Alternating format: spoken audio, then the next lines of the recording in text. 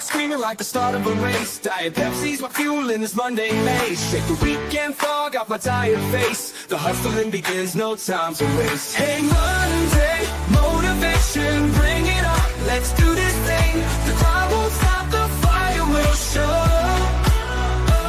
Step by step, I feel the glow. It's my time now, let's start the show.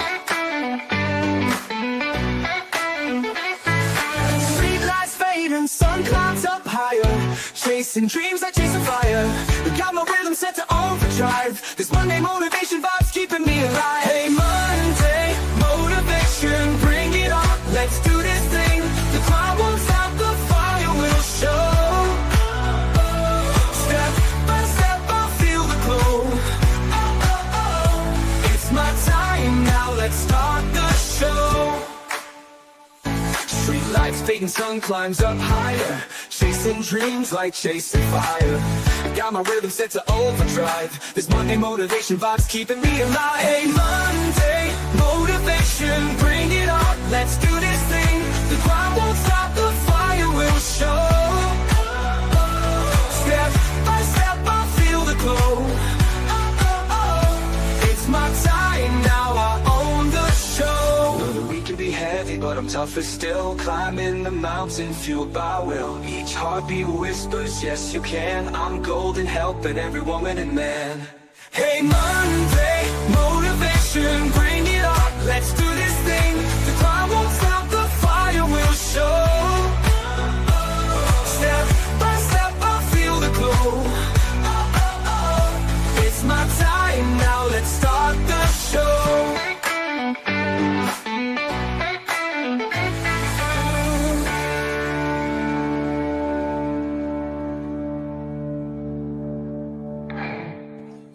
Hey everybody, it is Monday night, which means it is Monday motivation, which also means that I am Pamela, aka Scooterrenee. I'm your host for Monday motivation. Wow, way to butcher it, Scooter.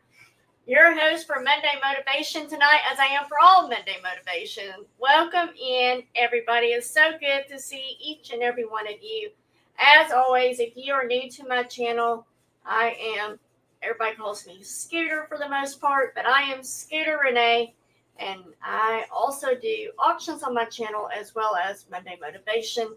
So you can always catch me doing something on the YouTube, dropping shorts, putting posts, whatever. You can always find me. So welcome in to all of you. Make sure you do all the YouTube things. You subscribe to my channel if you haven't already. Make sure you do the ringing the bell so you know when I go live or upload new content. And a thumbs up. I would greatly appreciate that as well. On your way in, on your way out, in between. I don't care. As long as I get a thumbs up, that's all that matters, right? So, welcome. Let's see right now who all is here. I know more people will be coming in as they get the notification. I know there's lots of other great things going on the YouTube as well. And so people will come in, kind of bounce back and forth. But let's see who all is here. Let's welcome those people. Again, if you are new, I hope you will continue to come back on Monday Motivation, but also come to some of the auctions as well if you like buying things, I should say. And then all my OGs, I see you popping in. It's so good to see you guys. And of course, as always, the playback crew. I cannot forget the playback crew because y'all matter just as much as being here live. So that just tells you that you do not have to catch me live for the Monday Motivation, but I feel like it's just a lot more intimate when everybody could be here live and in the moment and everything. But if you are the playback crew, please put a comment that you're the playback crew. Feel free to participate in the chat questions that we do as well. I do a monthly drawing for the chat participation questions. Those of you that are new, if you're lurking in the back or whatever, I do giveaways for the chat participation. So when I say it's chat participation time, feel free to chat throughout the whole night. But when I say chat participation time, I'm paying attention to chat and you get a star for any answer or statement. that you make. So I do that monthly drawing, and then I also do the hashtags that I drop in my shorts. That's a monthly drawing as well. We do both drawings here on Monday Motivation. The hashtag drawing is from the first of the month to the last day of the month, and you only have until midnight of the last day of the month. If you come in after that after the last day of the month, then I have to turn those hashtags away. So it's very important that you get them all in. You can do it all in one sitting, or you can do them each day as I drop them, or you can do it here and there or whatever. But it's important to do it by midnight on the last day of the month. So, all right, let's see who all is here. Let's say some hellos. We got Joanne in here. Hey, Joanne, she's first. Hey, Joanne. Let's see, are you first in the crowns, though? You are number one in the crowns. Woo woo. And then Josie's second, Kathy's in third. Y'all know I like to watch that, see who. I like the competitiveness. So we got Miss Kathy here. Hey, Kathy, welcome in. Good to see you. I've been getting so mad, Kathy, because I've been missing your lives, and I don't see the notification until after the fact. I'm like, well, dang it. The last couple that you've done or so. I always like to see how Whiskers and the Mr. Squirrel and Mrs. Squirrel is doing. We got Josie here. Hey, Josie, welcome in. Good to see you. Also, their shenanigans. What shenanigans are they up to, right? We got Mr. Steph here. Hello, Mr. Steph. Welcome in. And then there's the Nugget, the troublemaker. She's really not the troublemaker. Hashtag Steph's fault is what I'm going to stick with. With Rose Bargain Emporium. Steph, welcome in. Good to see you. We got Selena here. Hey, my feather sister. Let's see. Were you showing off? Is that what you were doing, Selena? Were you showing off? Don't be getting the secret out there of what you're doing. I don't care. We got my sister, Cool Ranch. Welcome in. Good to see you. Welcome, welcome. And we got Tammy Dream Chaser in here. Hey, Tammy. Long time no see. All right. Make sure I'm not missing anybody. Oh, Jimmy Mac. When are you coming back? Welcome in, buddy. Good to see you. Huh. Hair's blowing in my mouth. And then we got my favorite brown sugar of all time, Miss Karen. So I will let Karen give y'all the update on her grandson. If you remember, we asked for prayers last week on her grandson. So I will let her put in there how he's doing, because I just like for that kind of stuff to be done. I don't like stealing people's thunder or giving people's news, you know. Hey, Nancy, welcome in. Good to see you. Mama Sands, I've missed you. I feel like you dropped me off on the corner and left me. I missed you, Mama Sands. Let's see. We got Shelby here. Hello, Shelby. Welcome in. Good to see you.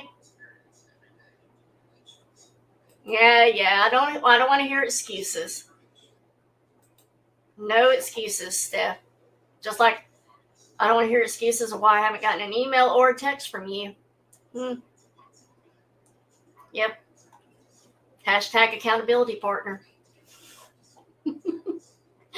Just picking. I missed you, Mama Sands. There she is. She says it. He's doing great. He's resting right now. He's at Children's Hospital. The surgery was successful. And then poor Karen is taken care of. What are the ages, Karen? She's helping take care of her other grandkids, the siblings.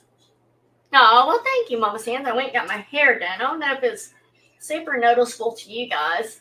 I love that she put some of these chunks in here of that color. And then when I feather it back, it covers it up. But, like, it's really like a silver ice blonde color. That's the only way I know how to describe it. It looks extra gold, and I think it's because of this light in here.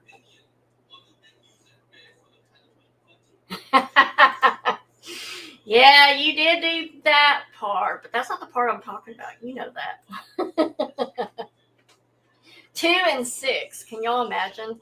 Poor Timmy had a 1-year-old and a 3-year-old here for 5, 6 days. I was like, I don't know how you're doing it. I've been an empty nester for a few months. I was actually thinking about that the other day. I've been an empty nester since 2018, I think. 2018 is, I think, was when we really became empty nesters. I was like, what is she trying to say there? I get it. Thank you, Tammy. All right. Oh, that is awesome news, Mama Sands. Her son was told 2 weeks ago he had lymphoma. Today, they drained the area on his neck, and it was not cancerous. Amen. Praise the Lord. That is awesome. Hey, Mary. Welcome in. Good to see you as always. So good to see you. Man, I tell you. There are parents that struggle with empty nesting. I was not one of them. If I struggle with any of the three, it was definitely Harley for sure, because she's my baby, But really, I got over it quickly. So I love just being Robert and I and Bella, and I just pray it stays that way. So, all right, make sure I'm not missing anybody. I don't think I am. I think I got through everybody. I hope you guys had an awesome weekend, as always. Hey, Lisa D, welcome in.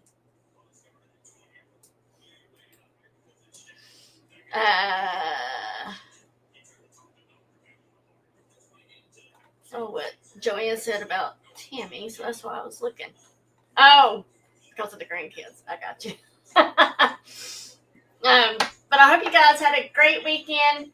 Friday, I had an eye appointment, so I got new glasses coming. So I'm excited about those. They're a little bit smaller. They're the same color on the front, but the sides are different. So I'm excited to get those. I did ask those of you that watched my short Friday about the eye appointment. I did ask if I could do the LASIK thing, if I would be a candidate for it. And he told me no. He said, well, let me rephrase. No, but yeah, you could. He said, if you want to waste the $3,000, however much money it is, to have it done, he said, but you're going to still end up wearing glasses, because I found out what my correct term is. I am farsighted. I always get those backwards, because it is backwards, right? I'm farsighted, which means I can see far ahead of me, but I can't see anything up close to my eyes. So he said it'd be kind of pointless, because you're wearing glasses so you can see up close. You would have to put glasses on anyways to see up close. He says, so it really would be a waste of money. And I would end up wearing my glasses all the time still. So I respected that. I was glad that he was honest with me about it and everything, and told me, and I was like, oh, it's like the whole contact thing. Because my eye doctor did say I would have a hard time putting contacts in, because, again, I can't see up close. And all that's up close. So I can get them in. I just can't get them out. So I asked Robert, I was like, so does that mean you're nearsighted? He said, no, I'm every sighted. I'm far and near and everything in between. Oh, Joanne says she's nearsighted. So yeah, I did that Friday. Eye appointment Friday morning, and then I went and got my hair done Friday afternoon. Thank you, Tammy, as always. I also worked the flea market this weekend with Tammy as well. And then last night I was on Black Widow's channel for the auction. And so it was a very, very, very busy weekend, as always. I don't know what to do to not have a busy weekend. Let's see. I was two. They did mono LASIK on me. One eye is near one for now. Just don't get anything in the wrong eye. Right? Thank you, cool. I like it better without this yellow light, gold light, whatever. Prayers for Lisa D. She gets a mammogram tomorrow, doctor on Wednesday. So we will pray for clear scans for you, Lisa D. So tonight we are starting the first topic of the third law of behavior change, in regards that to change a habit, you have to make it easy. You have to make the habit easy. Otherwise, you're not going to do it, right? And the topic tonight is never walk backwards. Yep. Keep Sam in your prayers as well. Said he was struggling. So keep him in your prayers as well. He goes back to a doctor 1st of September. All right. So, chat participation time. We're going to go ahead and do that. Chat participation time. Just a quick one. Does anyone, I was just curious, does anyone in here walk backwards? Do you walk backwards all the time? And if you don't walk backwards, why don't you walk backwards? I need to know why we don't walk backwards. So just a real fun, quick chat participation time. Does anyone in here walk backwards? And if you don't, why is it that you don't walk backwards? Why do we not walk backwards?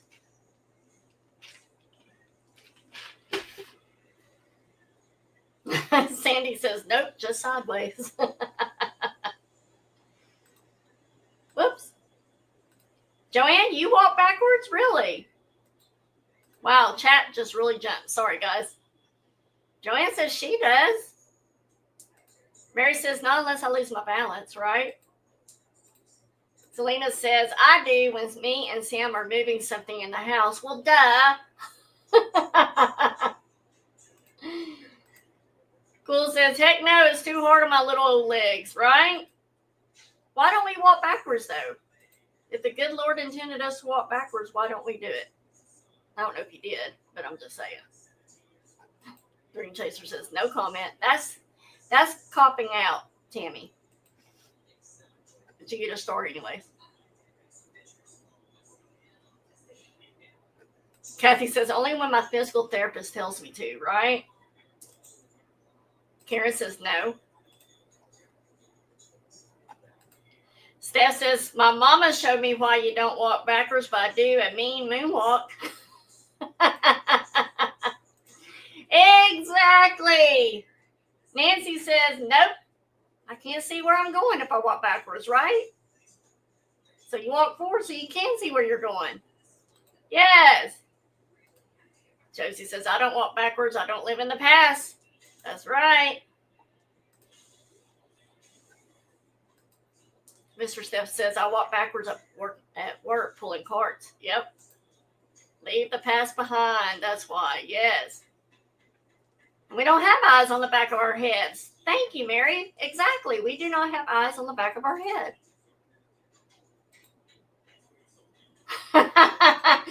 Oh, here we go. Selena's throwing the competition out there. I protest Tammy's star. She does not think Tammy should get a star. That's right, Karen. Because I can't see the good step in front of me. Yes. Y'all, if y'all watched my short this morning, that's what I said. If I'm going to fall, by gosh, I want to fall going forward so I can see what's in front of me. My goals, my dreams, whatever it is. So I can get right back up, dust the dirt off, and keep going, right? I love that, Lisa D. Lisa D says her nephew has always forward tattoo in bold letters on his arms. I love that. If I was into getting another tattoo, I would do that. But my family's writing is the last one I'll probably ever do. I can't handle the pain. I am a wimp when it comes to pain. We're not going that right way, right, Mary? Yes. And Nancy's answer. Y'all think Nancy's answer too?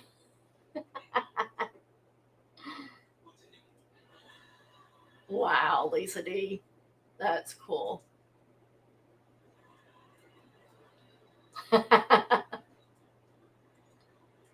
Mario star to send Tammy.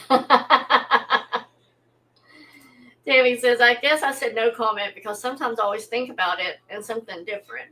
Don't ever do it again. Don't go backwards, right? That's cool, Lisa D. I love it. All right. Well, never walk backwards topic tonight also means we should walk slowly forward, but never backwards. We should persevere and make forward progress, even if it's at a slow advancement. What do they say? They always, or the famous quote, Well, now I can't even remember. It just went right out of my head. The hare and the tortoise. Slowly always wins the race. What is it? Now it just totally left my brain. Like, it does not exist now. Kind of like those elks in Colorado. Oh, all right, guys. Here we go.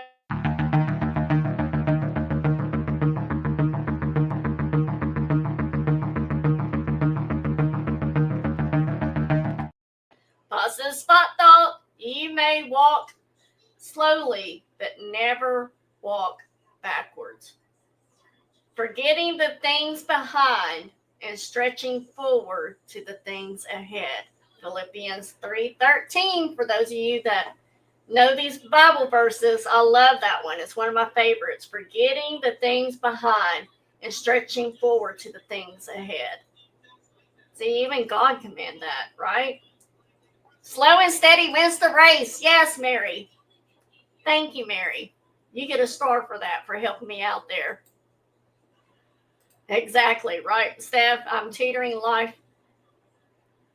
Life be pushing back while I be leaning forward, right? So, now that you told me that you don't literally walk backwards, we're doing another quick chat participation time. This one was hard to sprinkle some of these in here, so that's why I'm trying to get some of these out of the way. So now that you told me that you don't literally walk backwards, do any of you ever feel like you're walking backwards? Either literally, some of you maybe, or figuratively. And if you have, how did that turn out? So chat participation time, I'll reread it again to you. So now that you told me that you don't literally walk backwards all the time, do any of you ever feel like you're walking backwards, either literally or figuratively? And if you have, how did that turn out? Sandy, I love it. She was reading her mom's Bible. Karen says yes, right? Nancy says yes, I do. Wears me out. Exactly. Joanne says, okay, I'll walk forward from now on. I feel bad. Like God even commanded you to walk forward, right? Cool says, no, not really. Lisa D says, yes, not good. Brought me down. Yes. Mary says, a lot. It's like time stops when I'm trying so hard to gain some ground. Yes. And that seems like when it happens the most is when we're really trying to make the changes in our lives that we need to make, or pursue something that we really want to pursue. It always feels like we take so many steps back, right? Kathy says, yes, all the time, but not always as a choice, right? Yes. Sometimes whenever we get sick or we deal with autoimmune issues or whatever it may be, sometimes it's just our body saying, nope, and then we feel like we've gotten so far behind again. We've gone backwards. Josie says, when you go back to a bad relationship, it's not a good thing, right?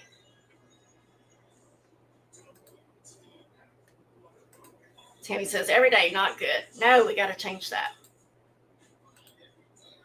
Selena, yes, I was sick all week and I'm behind on my invoices. I need to get back to forward, right?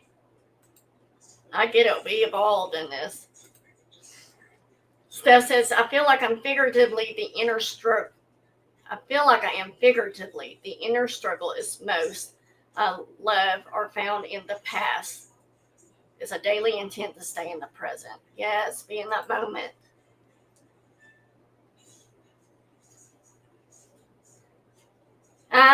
The motions were canceled. Cajun stopping Monday. Bingo. I hate change. I heard that he was, but I didn't know if he actually did.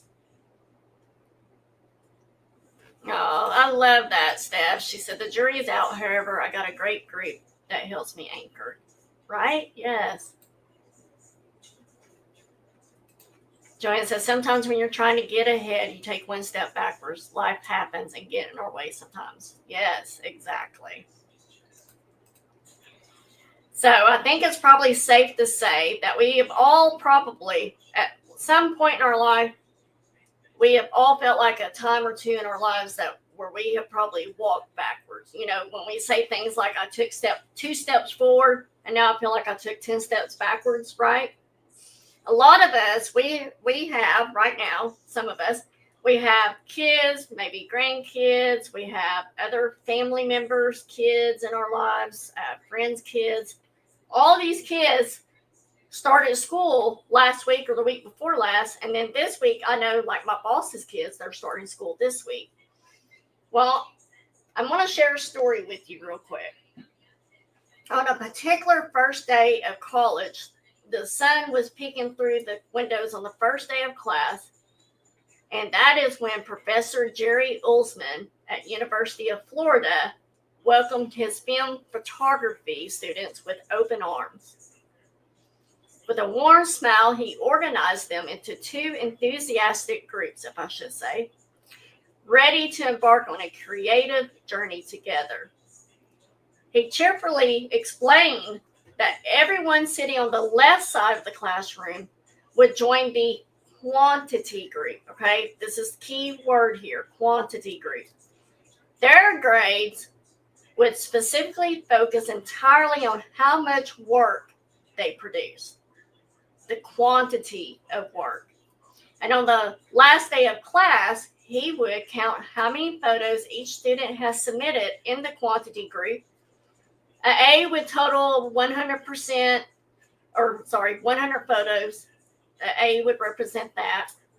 90 photos would get you a B in the class, and 80 would get you a C, so forth and so on. On the other side of the classroom, the right side of the classroom, everyone over there would find themselves in the quality group. Quality. So we got quantity group on the left, quality group on the right. Their evaluation, their grade, would hinge solely on the brilliance of their work, meaning each student would only need to submit 1 stunning photo throughout the semester.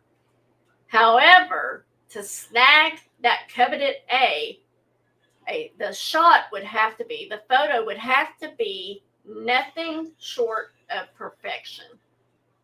They only got 1 photo that they could choose out of the semester to submit. As the term came to close, he was taken aback to discover that the cream of the crop photos all came from the quantity group, the first group, the one on the left. Throughout the semester, the quantity group students, they immersed themselves in photography, and they experimented with things like composition and lighting, and they explored various techniques in the darkroom as well, all that good stuff. And their dedication to learning all those different things resulted in countless photos, each one sharpening their skills along the way. In contrast, the quality group, the ones that only had to submit 1 photo, each of them, they remained seated, mulling over notions of perfection. So by the end, they had little to show for their contemplations. They just had some untested theories in 1 rather forgettable photo, if you will. There's a point to this. It's so easy to get stuck trying to figure out the perfect plan for change. You know, we've all probably have been there. Well, when I get to this level, when I reach this part, then I'll do it. If I can just get this, let's just take listing, for instance. If I can just get the light box just right, if I can just have a white background, if I can just position it a certain way, if I can learn how these people put their stuff in their listing, you know, photograph it the way they do it, then I'll start doing it. It's so easy to get stuck trying to figure out what that perfect plan is for change. Whether it's the quickest way to drop some pounds, because we all want that magic pill, we all want that magic shot, whatever it is, to drop those pounds.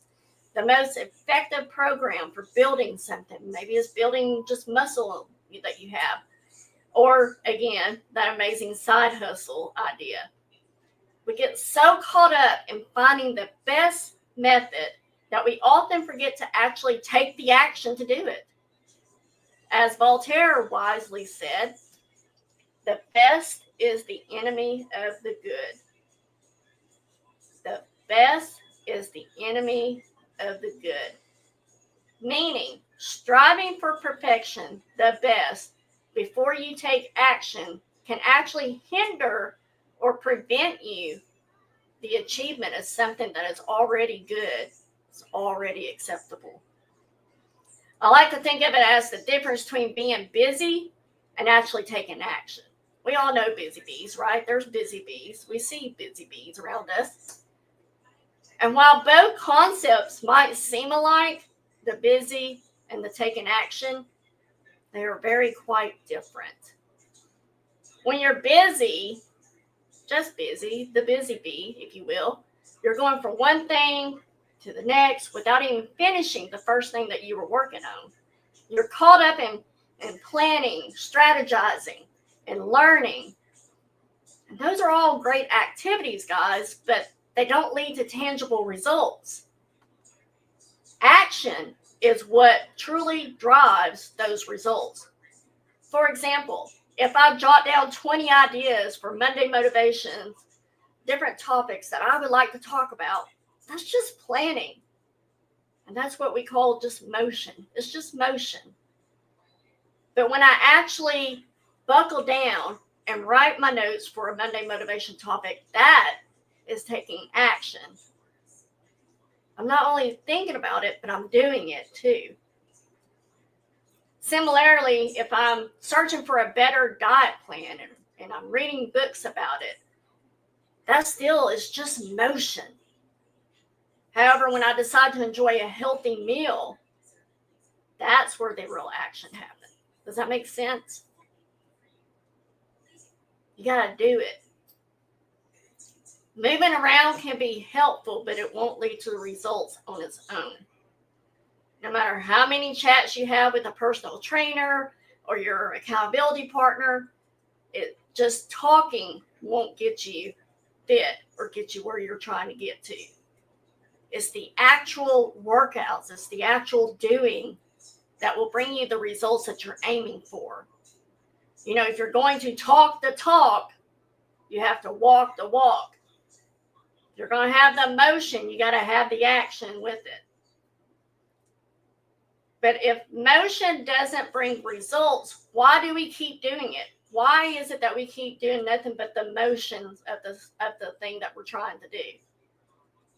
Sometimes we find ourselves in motion because we genuinely need to plan or learn more. But more often than not, we engage in motion because it gives us a sense of progress, thinking that we're doing something. But it is only helping us to avoid the possibility, the sting of failure. Let's face it, most of us are skilled, if I dare say, most of us are skilled at dodging criticism. Exactly. Action speaks, afraid, or that what you said. Oh, well, you can come back and watch again later, Karen. I love you. Take care. I'll see you soon. Okay. So most of us, we are skilled at dodging that criticism of failing or being judged publicly. It isn't exactly enjoyable, right? And so we tend to steer clear of that situation that might put us in that spot. Do you think the first Monday motivation that I did back on February 7th, 3 years ago, whatever year that was, do you think I wasn't worried that this was not going to be the right thing, that people were going to make fun of me, of how I talked, how I looked, what I presented, that people were just going to think I was foolish? even throughout the journey of doing Monday Motivation, that I was foolish for saying what I was saying or thinking the way I was thinking or trying to build this community into something better than what we deal with day-to-day life.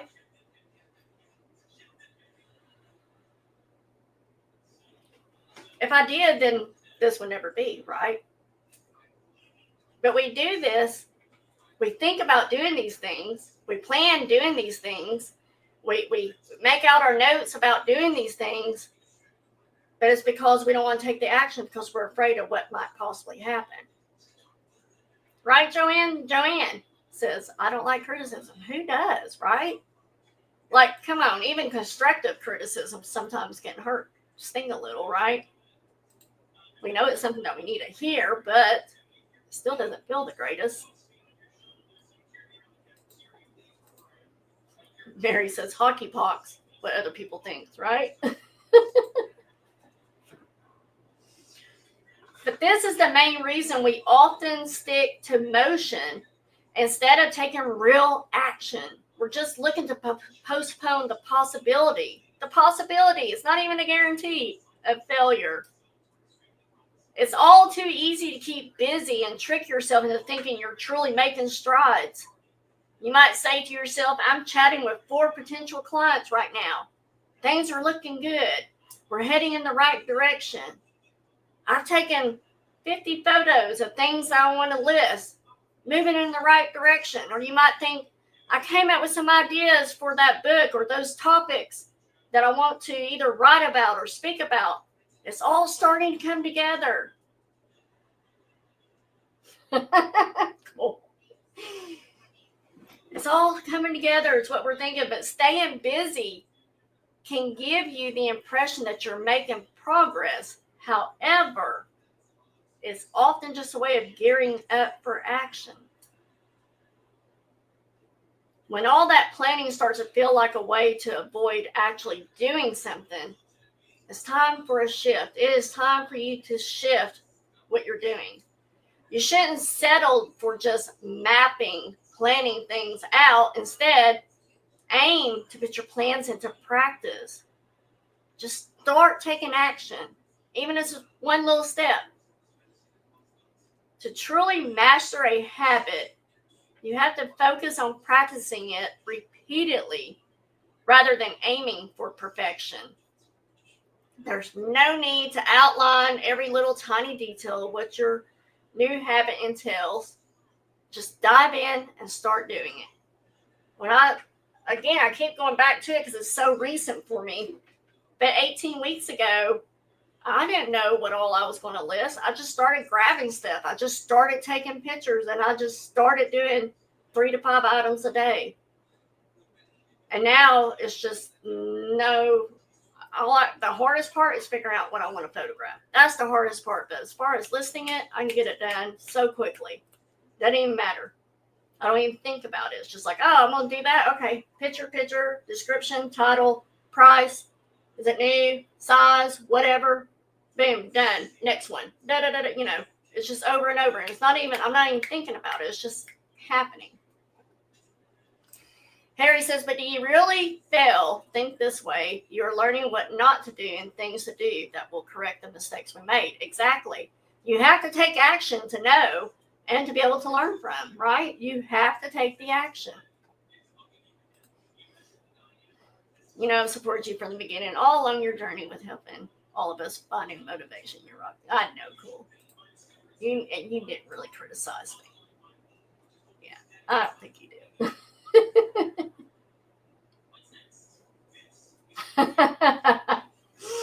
All right. So you have to practice it every day. There's no need, like I said, to outline all the details. So whatever this new habit is, you just got to dive in and start doing it. Just got to start doing it.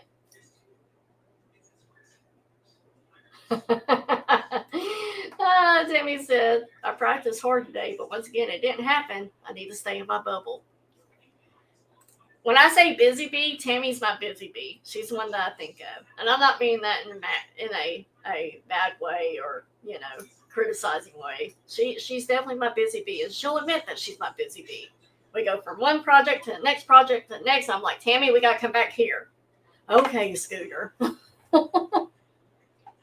You did. See? You focused for just a little bit and got it done. That's all that matters, Tammy. See, you accomplished. So, the biggest takeaway with the third law is all you really need to do is put in the effort and get those repetitions in. Just like working out in the gym. Those of us that have worked out in the gym, maybe some of you haven't, but you got to do those repetitions. We do 15 sets on this machine. We do 15 sets on this machine. And then we come back to this machine. We do 15 more. We just do it over and over and over. So how long does it take? How long does it actually take to form a new habit?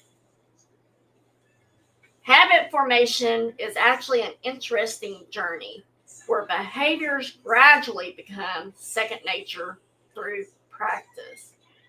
The more you engage in a particular activity, the more your brain adapts and it optimizes itself for that task. Now, this concept is known to neuroscientists as a long-term enhancement. There was a big word there, and I wasn't about to try to pronounce it, so I found the next closest word to that, whatever that word was.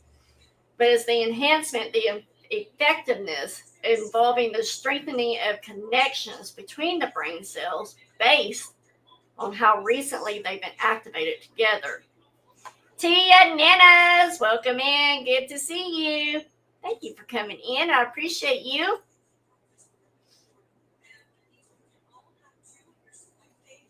Yeah, you and I got to go over that too, Tammy.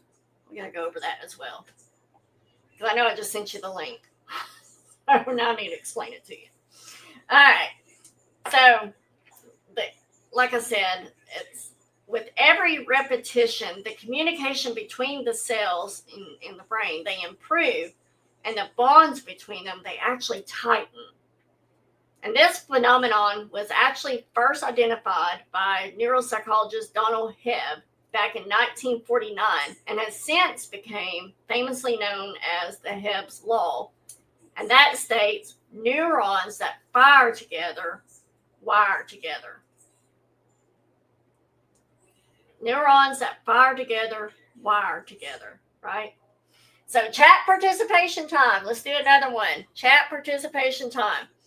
I wanted to see who all in here, because I'm just a curious kind of girl, who all in here knows how to play an instrument? And if so, what is the instrument that you know how to play? Or if you've never played an instrument, have you ever struggled trying to learn how to play an instrument or do something, some sort of new thing? And if so, what was it? So instrument, I played the piano for 15 years. 15 years of lessons. I played a piano. I'm probably rusty as all get out now, but I know how to read at least the notes, And then if I think about struggling to learn something, I think of my stepdad who was learning how he went through ski school and actually failed ski school. He literally has like 2 left feet. And so, he just could not get it down. So he had to stay behind. And my mom actually advanced forward, but she stayed behind with him because she didn't want him to be by himself. So have you played an instrument? If so, what is it? Because I'm just curious. And if not, then what is something that you've struggled with learning? An instrument, skiing, cooking, whatever. Let's see what everybody says. Kathy says she used to play the organ. My mom had an organ. She had an organ. Lisa D says, yes, piano. Yes. Cool Ranch says, struggle with piano, but can only play chopsticks, right? Yep. Josie says she has no music talent. But what's another one? I'm sure you got some sort of talent, right? Tia Nana's piano, flute, guitar, kind of. Organ, clarinet. Yes. Joanne says, I took piano lessons when I was a little girl, but I didn't keep up with it. Wish I would have. Nancy says she likes to sing. Well, there you go. Mr. Steph said tuba, trumpet, bass guitar, and drums. Yes. My mom should learn how to play the drums. She loved the drums. Any type of song, if it had like a drum solo in it, she was all for it. She should learn how to play drums. Well, you didn't, Tammy. Joanne says, I also took guitar lessons that didn't work out for me. See, I figured that would be the same for me too. Oh, really? She sings. Okay. I'm going to have to catch Nana singing. Tammy says, me, drums and piano, but been years. She is an amazing artist, isn't she? I was waiting for her to say that. Selena said, when I was in a band, I played the tambourine. Any other instruments, my guys screamed, get off. But Stevie can play anything, and Sam plays the piano. I love learning that about Sam. That's cool. So Mary says, no instrument. Tried to play the piano for many years. No cash for lessons. Fingers are no good now. But you tried, right? Yes, you did. Selena did sing in that band. So engaging, thank you guys for sharing. Engaging in a habit consistently brings about noticeable changes in our brains. This is why I was asking about instruments. I was really curious. The recorder. I remember when my girls had to play the recorder for school. I hated that thing. I'm not saying you're a bad player of the recorder stuff, but man, I hated that thing when all three of my girls had to do that. And it was different years, you know. Shelby is 2 years older than Harley, so Shelby did it, and then we had a 2-year break, and then Harley did it, and then we had like maybe not even a year break for Ashley. So, oh no, Kathy said I was learning how to play the bass in orchestra, but cut my hand open and accent that ended orchestra. Oh, I bet you would have been amazing at it, Kathy. Did I give you a start earlier? Used to play the organ. Yes, okay. Make sure I give you y'all stars where you need it. Yes, I would say Selena and Cool Ranch, I know for a fact, have beautiful voices. I love hearing them sing. He's got a lot of hot air, right, Tammy? Mr. Steph does have a lot of hot air. Yeah, see, that's the way I feel. I like the guitar, but I feel like I probably wouldn't be able to get it. I got piano, though. I don't know.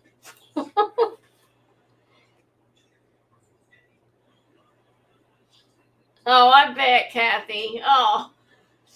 So, again, musicians, for instance, their cerebellum, an area essential for coordinating movements, speaking of like the piano, the guitar, for any of it. Like I said, strumming the guitar, drawing a bow across the bass, or the violin strings, it actually grows larger. The cerebellum actually grows larger than those who don't play instruments.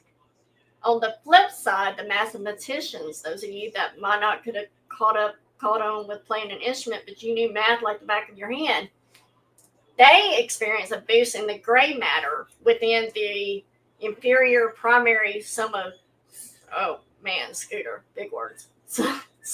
Somatosensory, something like that area, but it's a brain region vital for tackling calculations. And interestingly, the size of this area tends to increase the more time they have dedicated to their craft of math, being a mathematician. In fact, the more seasoned a mathematician is, the more they get, the more pronounced the growth of their gray matter becomes. Big words tonight, Scooter. Those are hard. Words have been hard today. I actually told my boss, and he was going over his PowerPoint presentation that he's got to do Thursday, and he was talking about private equity, private. Now I can't even think of that word. Private credit is what it was. He was going over that, and I was like, "Oh, I didn't see private credit a while ago." And I was like, "Really? Did I really just say private credit? Credit? Words have been hard today." That's cool, Selena. See, Steph says she learns better by sight. I learn better by hands-on. Like, you let me get into the middle of it and work my way through it hands-on. I've got it. I can do it. But if you just show me something and expect me to just know how to do it, yeah, more times than not. I love to sing too, Harry. And I'm sure there's plenty of y'all that go, you need to stop. You sound like you speak from experience, Steph. She says, singing in the shower helps your brain. Just saying. Hey, Gail, welcome in. He or she, correct me if I'm wrong. Never played on instrument, though. I wanted to learn the guitar. Yes. Mr. Steph said, I learned trumpet when I was 10, then puberty hit, and wait, your what? Your lips fell? Is that what we're saying here? So I learned tuba, so learned bass guitar in middle school and taught myself guitar in high school. Music has always been my thing. That's what I thought, Gail. That's why I hesitated. I was like, no, I know this person. Thank you for being here, Gail. I appreciate it so much. It's been a while since I've seen you, so welcome in.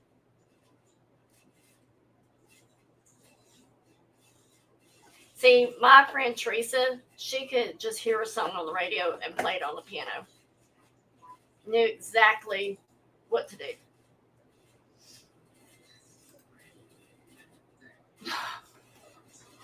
So,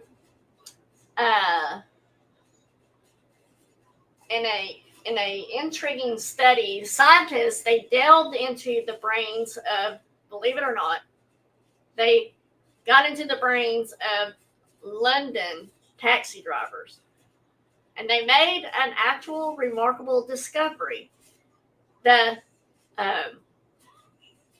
hippocampus, a key area responsible for our spatial memories in our brain, was noticeably larger in these drivers compared to those who don't drive taxis.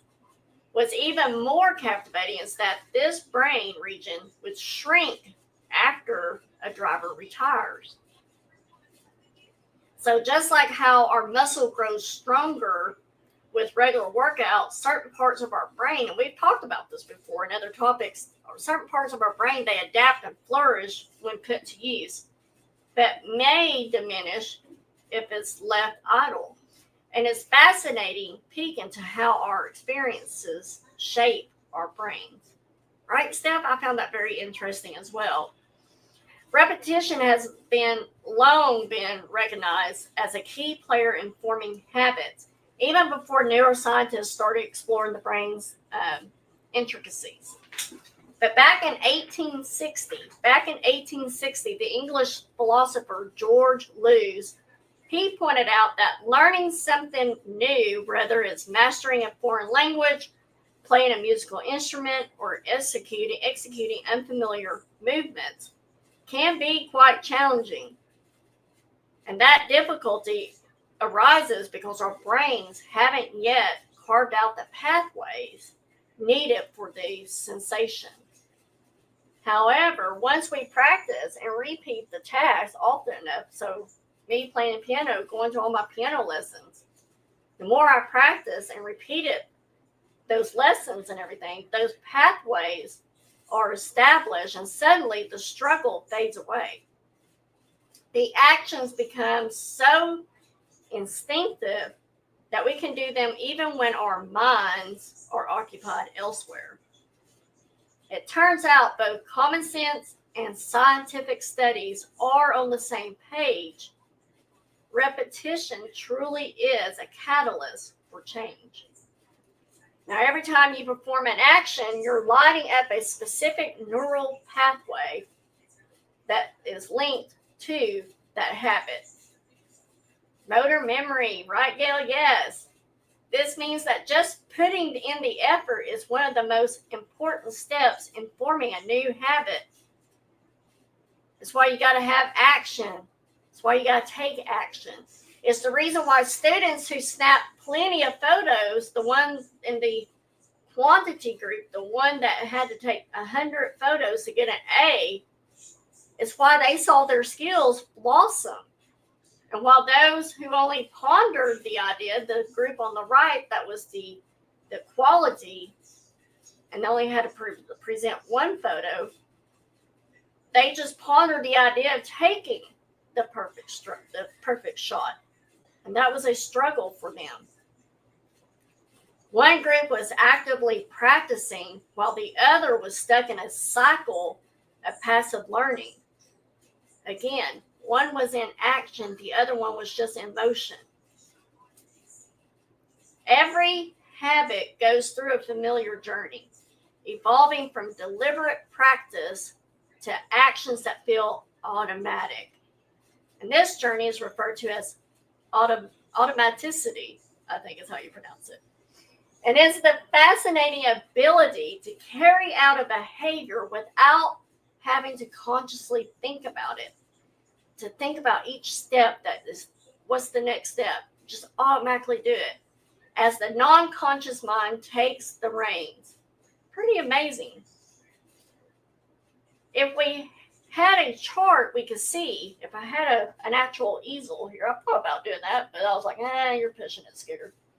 But if we had a chart up here on the screen, there would be a curve, and on that curve, that is what the scientists call the learning curves. We've heard it in school with our kids or our own reports, or medical charts or whatever. There's that learning curve. The bell curve is also another term I've heard. It reveals an important truth about behavior change. Habits form based on frequency, not time. Habits are formed based on frequency, not time. Yes, I love it. Josie said, after I retired from nursing, I started learning computer programs, and I continue to learn new things all the time. Gotcha. You just got to take the action. Me, it works if I make a list sometimes. And then I can check it off as I do it. I'm a very, very much list checker. I thrive on making myself a list, making a to-do list. Like on my computer at work, in my Outlook, Robert's the one that taught me this. I used to write them down all the time. Robert's like, why aren't you using task lists in Outlook? So I started using that. And I love checking, like it says today, here's what I need to get done today. Now, I can't check it off fast enough, because then once I get it checked off, the rest is whatever I want to do, right? So a question I often hear, and you probably have heard it as well, how long, I've even asked you guys this, how long does it really take to build a new habit? I asked y'all at the very beginning of this series, how long does it take to build a habit? But what we should be asking instead, not how long does it take to build a habit, how many times do I need to practice to truly make it a habit? How many times do I need to practice to truly make it a habit? So again, the time, 7 days, 10 days, 30 days, 60 days, whatever, does not matter. It's the frequency. How many times do you need to do it for something to become a habit? And of course, that's going to be different for everybody. And it's going to be different on different things, right? In other words, how many repetitions does it take before a new habit feels? There's not a right or wrong answer, guys. for a new habit to feel like it's just second nature.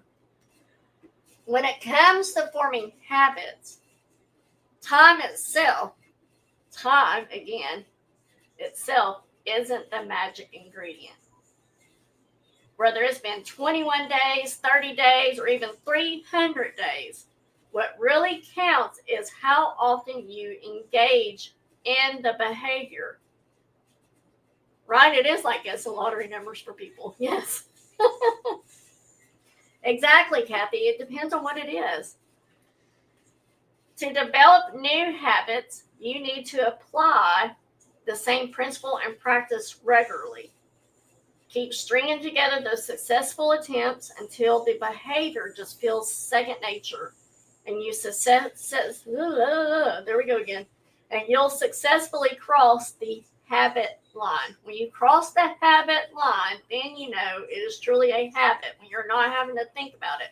Kind of like when we get up in the morning.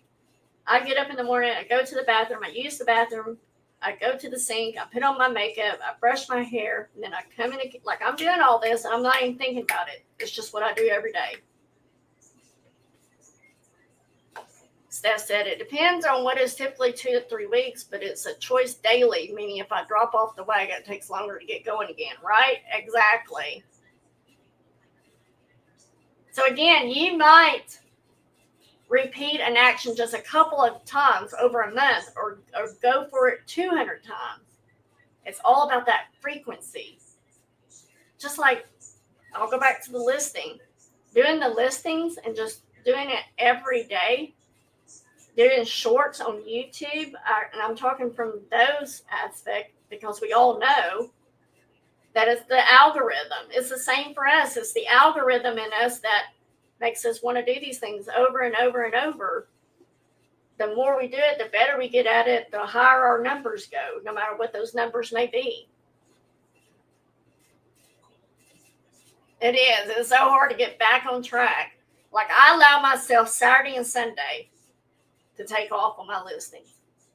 And I might even fudge a little bit and take off Fridays. But Monday through Thursday, no matter what, they get done. Now don't get me wrong, I still fight with myself on that. But I would say it is safely a habit now that I've been doing it. It's our internal algorithm, right? Yes, exactly, cool. You are picking up when I'm laying down. It's our internal algorithm. The more we do it, the more it becomes, right? Just like on YouTube, the more lives you do, the more shorts you do, the more postings you do, the algorithm just gets bigger and bigger and bigger, and you get noticed more and more and more. The more listings you do, and the quicker you ship it, and all these little different things that go into it, the more and more and more notice you get, right? So the more habit you do, the more you will notice that you've gotten that habit done. And now you notice that it's just second nature. It just happens. Now, the habits that you currently have didn't just appear out of thin air, guys. They were built up through countless repetitions, brushing your teeth every day, morning and night, whatever it may be. You might even done it thousands of times. So to develop new habits, you need to apply the same principles and practice regularly. Like I said, keep struggling. Keep all those successful attempts all together. Keep them all together. Stringing them together. So honestly, the time it takes for a habit to become second nature doesn't really matter all that much. Does not even matter the time. What truly counts is that you're taking those steps to move forward. So whether or not an action has become completely automatic is less significant than the progress that you're making. Creating a habit is all about practice. And to make practicing easier and more effective, let's embrace the third law of behavior change, and that is make it easy. Make it easy.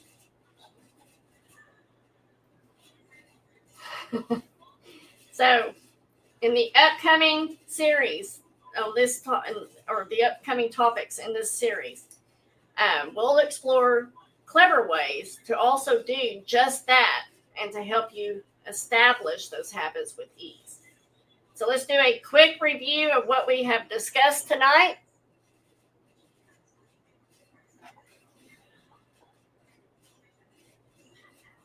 Exactly. Might be a little bit slower, might take you a little bit longer. That's all that matters, right? No matter how fast you can do it and how fast you can accomplish making something a habit, you just got to keep doing. Practice equals action. Noted. Yes. Thank you, Steph. You're going to get a star for that. My teacher pet. Yes. So, real quick, let's review what we went over tonight. The key things that you need to know about and everything. My notes jumped ahead. Sorry. Number 1, the third law of behavior change is to make it easy. If you want to break a habit, make it difficult. But if you want to do a habit, set a habit, make it easy. The next was the most effective form of learning is practice, not planning, practice. We follow that up with a focus on taking action, not being in motion. Habit formation is the process by which a behavior becomes progressively more automatic through repetition. And lastly, the amount of time you have been performing a habit is not as important as the number of times you have actually performed it. Doesn't matter how long you've been doing the habit, trying to perform the habit, it's the number of times that you have actually performed it. Let me look at. Right, Mary? Mary said break the task up into bite-sized doable parts. Yes. Bite-sized. What's my favorite thing I tell you guys? Y'all can't eat a whole elephant in one bite. You got to break it down. You got to eat it bite-sized.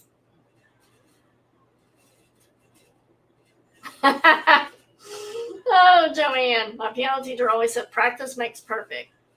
Too bad I didn't listen. But perfect practice is what I've always heard makes whatever. There was a point in that. Now I can't remember what it was. All right, guys, that's it. Thank you guys for starting off your week with me for Monday Motivation. As always, I hope you got something out of tonight's topic, something that you can apply going forward, either for this week or for the rest of your life, whatever it may be. Take the action. Apply something that you heard tonight. Take the action and apply it, not just the motion.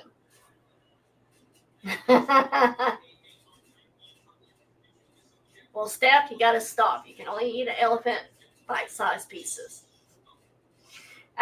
Real quick, tomorrow night I will be on with Selena for our one fry short of a Happy Meal, and the Nugget possibly will be there at 7:30 p.m. Central.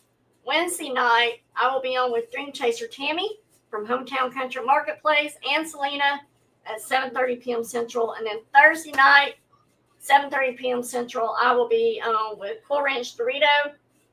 Now, next Monday, episode 136, we're going to be discussing least effort.